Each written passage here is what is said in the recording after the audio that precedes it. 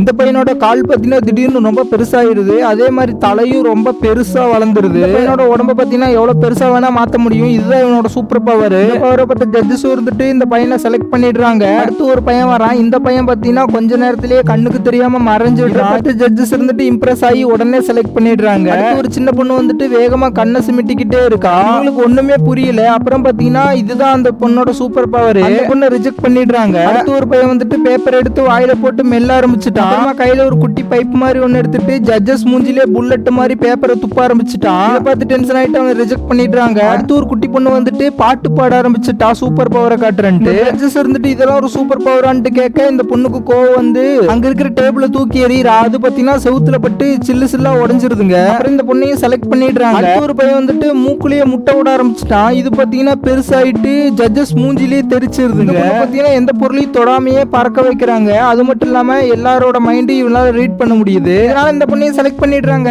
பாத்தீங்கன்னா 4 பேரை மட்டும் செலக்ட் பண்ணி ஒரு சீக்ரெட் மிஷனுக்கு அனுப்புறாங்க. டீமோட லீடருக்கு பாத்தீங்கன்னா மின்னல் வேகத்துல ஓடக்கூடிய பவர் இருக்கு. அடுத்து என்ன தெரிஞ்சுக்கணும் மறக்காம நம்ம சேனலை சப்ஸ்கிரைப் பண்ணிங்க ஃப்ரெண்ட்ஸ். By by.